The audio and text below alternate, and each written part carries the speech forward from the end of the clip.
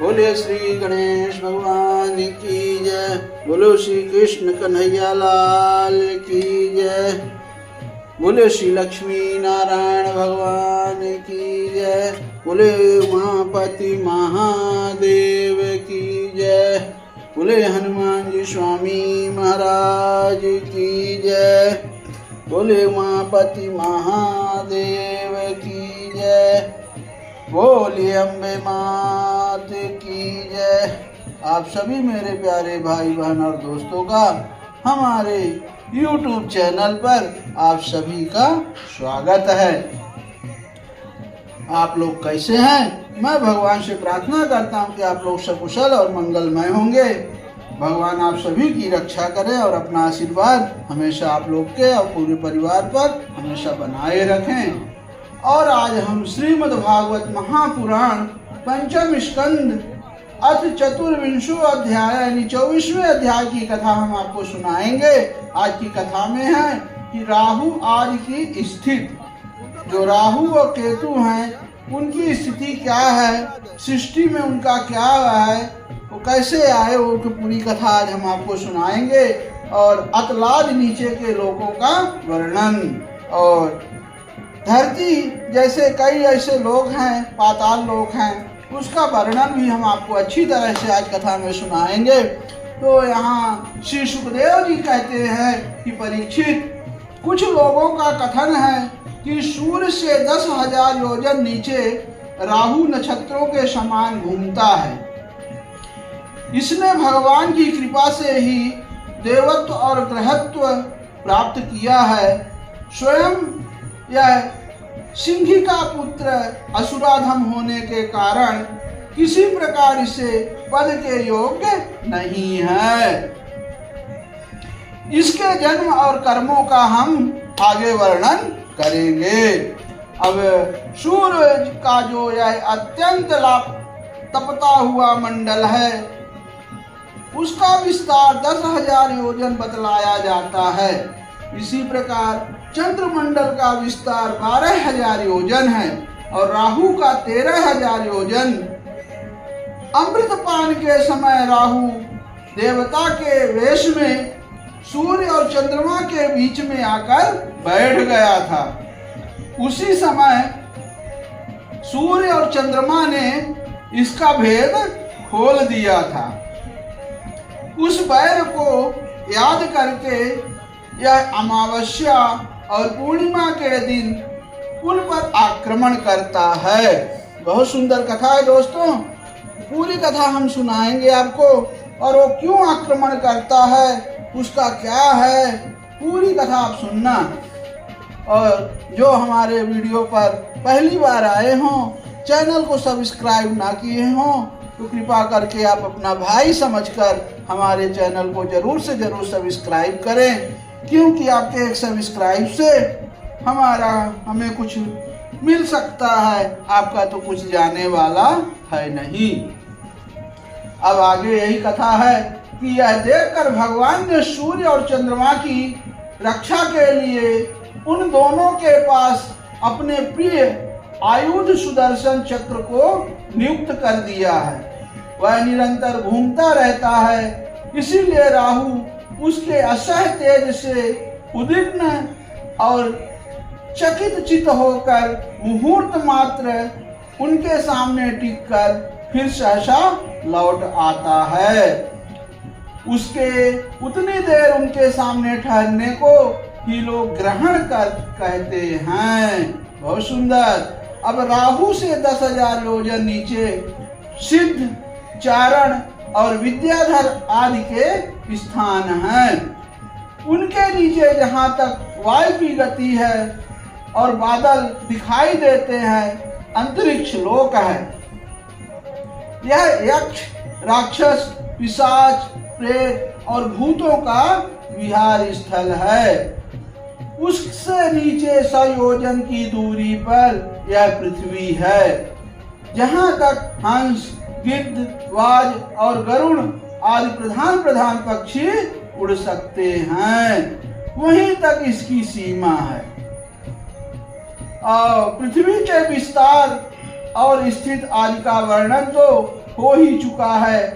इसके भी नीचे, अब देखिए सुनना, पृथ्वी के भी नीचे अतल, वितल, सुतल, तलातल, महातल, रसातल और पाताल नाम के 7 भूविवर यानी भूगर्भ स्थित बिल यानी लोक हैं।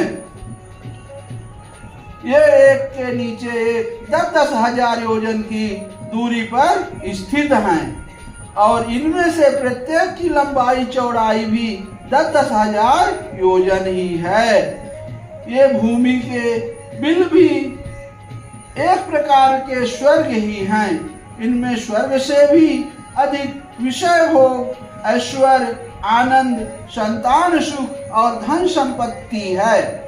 यहाँ की वैभवपूर्ण भवन, उद्यान और क्रीड़ा स्थलों में दैत्य, दानव और नाग तरह तरह की मायामयी क्रीड़ाएं करते हुए निवास करते हैं।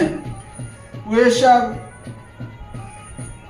गार्हस्थ धर्म का पालन करने वाले हैं। उनके स्त्री, पुत्र, बंधु, बांधव और सेवक लोग उनसे बड़ा प्रेम रखते हैं और सदा प्रसन्न चित्त रहते हैं। उनके भोगों में बाधा डालने की इंद्र आदि में भी सामर्थ्य नहीं है। जय हो। अब आगे कथा है दोस्तों। महाराज, इन बिलों में मायावी मैदानों की बनाई हुई अनेकों पुरियां शोभा से जगमगा रही हैं। ऐसा सुखदेव जी कह रहे हैं राजा परीक्षित को। जो अनेक जात की सुंदर सुंदर श्रेष्ठ मणियों से रचे हुए चित्र विचित्र भवन, परकोटे, नगर द्वार, सभा भवन, मंदिर, बड़े बड़े आंगन और गृहों से सुशोभित है तथा जिनकी कृत्रिम भूमि यानी फर्शों पर नाग और असुरों के जोड़े एवं कबूतर, तोता और मैना आदि पक्षी किलोल करते रहते हैं, ऐसे पाताल अधिपतियों के भव्य भवन उन पुरियों की शोभा बढ़ाते हैं। वहाँ के बगीचे भी अपनी शोभा से देवलोक के उद्यानों की शोभा को मात करते हैं। उनमें अनेकों वृक्ष हैं जिनकी सुंदर डालियां फल फूलों के गुच्छों और कोमल कोपलों से भार से झुकी रहती हैं। कोपल उन्हें कहते हैं, कोपल के जो नए नए पत्ते पौधे पर आते हैं उन्हें कोपल कहते हैं। और वहाँ जो निर्मल जल से भरे हुए अनेकों जलाशय हैं, उनमें विविध विहंगों के जोड़े विलास करते रहते हैं। इन वृक्षों और जलाशयों की सुषमा से वे उद्यान बड़ी शोभा पा रहे हैं। उन जलाशयों में रहने वाली मछलियां जब खिलवाड़ करती हुई उछलती हैं, तब उनका जल हिल उठता है। साथ ही जल के ऊपर उगे हुए कमल, कुमुद, कुवलय, कल्हार, नील कमल, लाल कमल और शतपत्र कमल आदि के समुदाय भी हिलने लगते हैं। कितनी अच्छी सुंदर व्याख्या हो रही है वहाँ की। अब इन कमलों के वनों में रहने वाले पक्षी अविराम क्रीड़ा कौतुक करते हुए भांति भांति की बड़ी मीठी बोली बोलते रहते हैं, जिसे सुनकर मन और इंद्रियों को बड़ा ही आह्लाद होता है, यानी खुशी होती है, उमंग होता है। उस समय समस्त इंद्रियों में उत्सव सा छा जाता है। वहाँ सूर्य का प्रकाश नहीं जाता, इसलिए दिन रात आदि काल विभाग भी कोई खटका नहीं देखा जाता। वहाँ के संपूर्ण अंधकार को बड़े बड़े नगरों नागों के मस्तकों की मणियां ही दूर करती हैं। इन लोगों के निवासी जन औषधि, रस, रसायन, अन्न, पान और स्नान आदि का सेवन करते हैं। वे सभी पदार्थ दिव्य होते हैं। इन दिव्य वस्तुओं के सेवन से उन्हें मानसिक या शारीरिक रोग नहीं होते तथा झुर्रियां पड़ जाना, बाल पक जाना, बुढ़ापा आ जाना, देह का कांतिहीन हो जाना, शरीर से दुर्गंध आना, पसीना चूना, थकावट अथवा शिथिलता आना तथा आयु के साथ शरीर की अवस्थाओं का बदलना, ये कोई विकार नहीं होता। कितनी सुंदर कथा है दोस्तों। वहाँ ना कोई बीमार पड़ता है, ना किसी को बुढ़ापा आता है, कोई प्रकार की मतलब वहाँ कांतिहीन नहीं होती, ना कोई आयु की अवस्था बदलती है। वे सदा सुंदर, स्वस्थ, जवान और शक्ति संपन्न रहते हैं। हो सकता है हम लोग को भी भगवान अगले जन्म में वही जन्म दे दे तो हम लोग भी बुढ़ापे से दूर रहेंगे। अब आगे कथा है, उन पूर्ण पुरुषों की भगवान के तेज रूप सुदर्शन चक्र के सिवा और किसी साधन से मृत्यु नहीं हो सकती। सुदर्शन चक्र के तो आते ही भय के कारण असुर रमणियों का गर्भ स्थान और गर्भपात हो जाता है। अतल लोक में, अब अतल लोक की कथा हम सुना रहे हैं। अतल लोक में मैं दानव का पुत्र असुर बल रहता है। उसने 96 प्रकार की माया रची है। उनमें से कोई आज भी मायावी पुरुषों में पाई जाती है। उसने एक बार जम्भाई ली थी। उस समय उसके मुख से स्वर्णी यानी केवल अपने वर्ण के पुरुषों से रमण करने वाली कामिनी, अन्य वर्णों के पुरुषों से भी समागम करने वाली और पुंसचली अत्यंत चंचल स्वभाव वाली 3 प्रकार की स्त्रियां उत्पन्न हुई। ये उस लोक में रहने वाले पुरुषों को फाटक नाम का रस पिलाकर संभोग करने में समर्थ बना लेती हैं और फिर उनके साथ अपनी हाव भाव मई चितवन, प्रेममयी मुस्कान, प्रेम लाभ और आलिंगन आदि के द्वारा यथेष्ट रमण करती हैं। उस हाटक रस को पीकर मनुष्य मंदांध हो जाता है और अपने को 10,000 हाथियों के समान बल समझकर मैं ईश्वर हूँ, मैं सिद्ध हूँ, इस प्रकार बढ़ बढ़ कर बातें करने लगता है। देखिए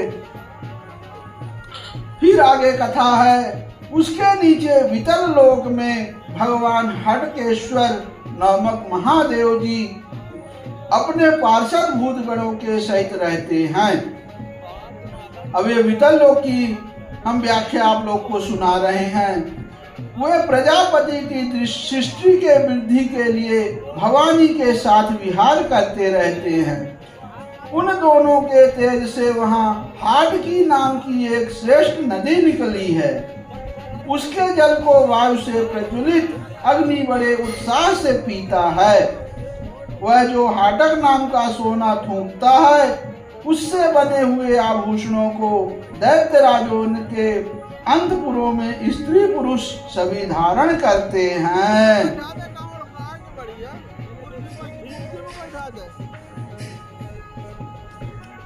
अब वितल के नीचे सुतल लोक है। देखिए बहुत सुंदर अच्छी कथा है, आप पूरी सुनिएगा दोस्तों। अब वितल के नीचे सुतल लोक है। उसमें महायशस्वी पवित्र कीर्ति विरोचन पुत्र यानी बलि रहते हैं। राजा बलि की कथा आपने जो सुनी है, भगवान श्री हरि ने वामन रूप धारण किए थे, वही बलि हैं। तो वो सुतल लोक में हैं।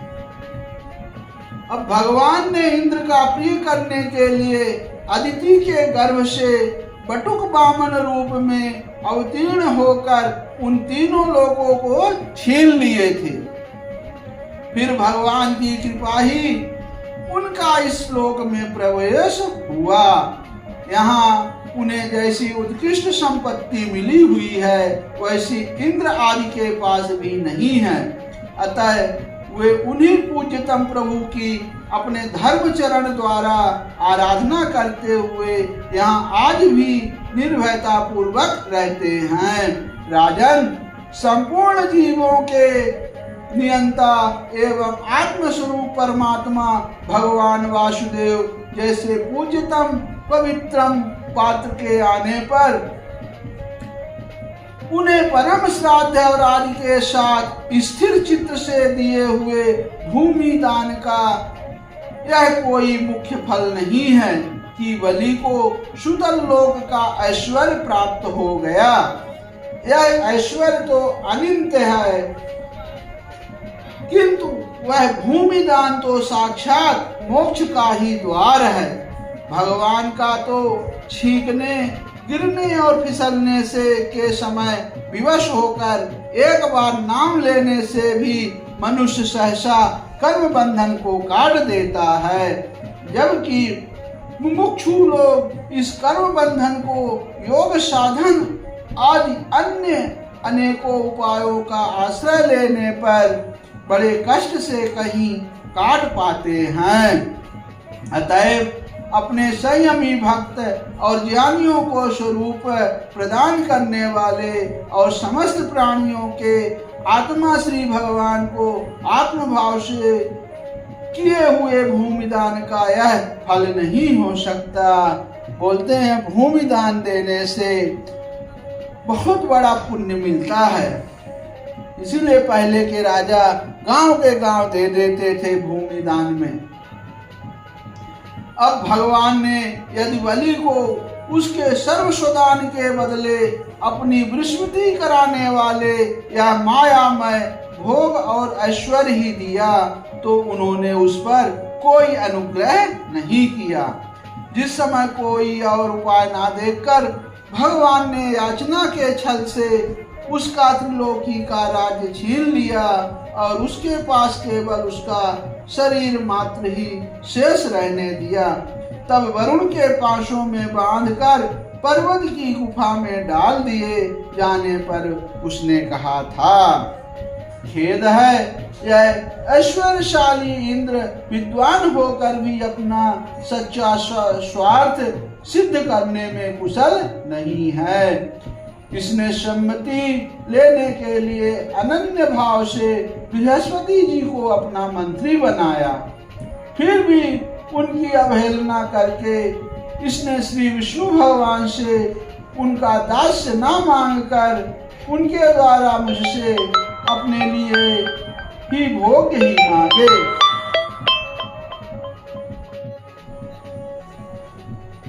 ये तीन लोग तो केवल एक मन्वंतर तक ही रहते हैं, जो अनंत काल का एक अवयव मात्र है। भगवान के कैंकर्य के आगे भला इन तुच्छ भोगों का क्या मूल्य है।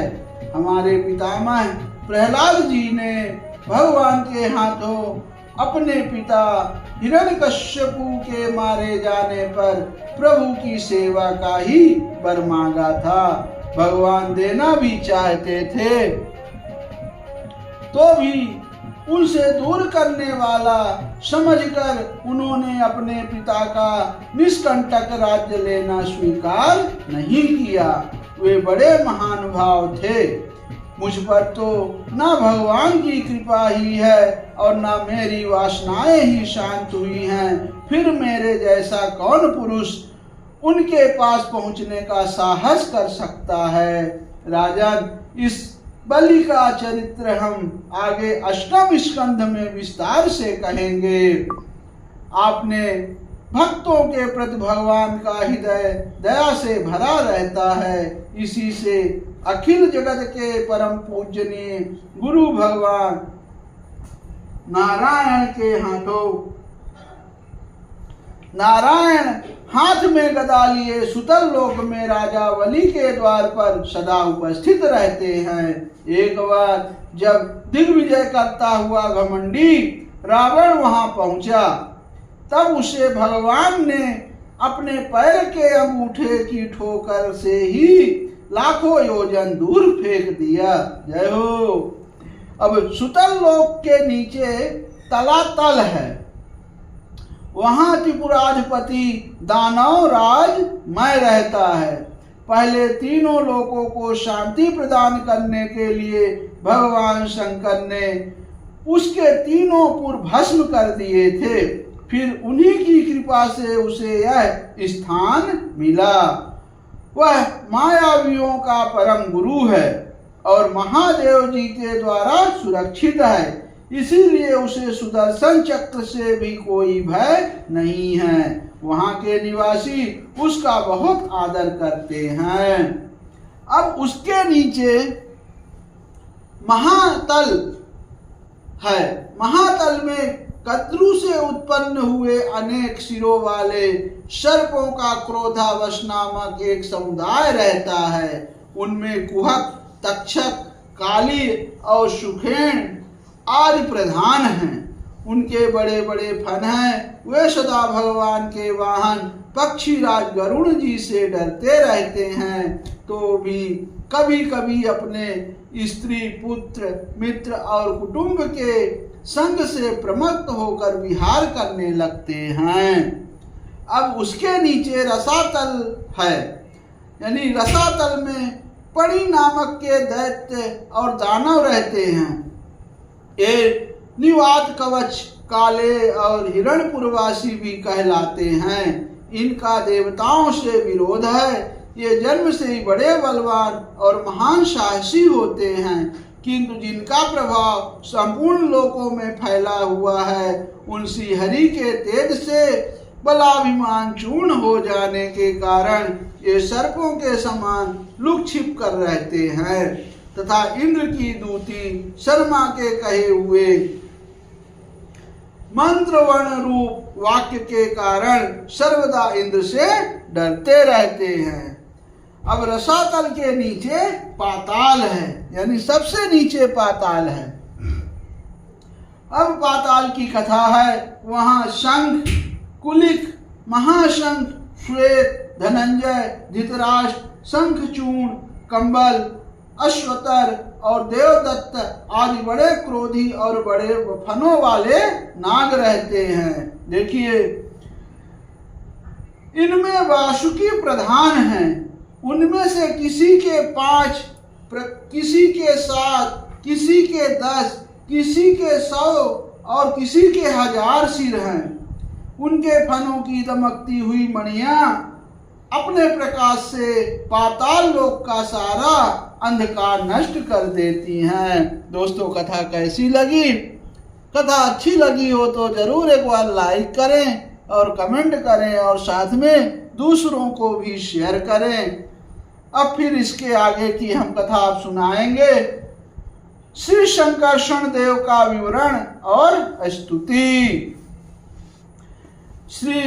श्रीमद्भागवते महापुराणे पारमहंस्यां संहितायां पंचम स्कंधे राह्वादि स्थित विलस्वर्ग मर्यादा निरूपणं नामं 24वां अध्यायः समाप्तः।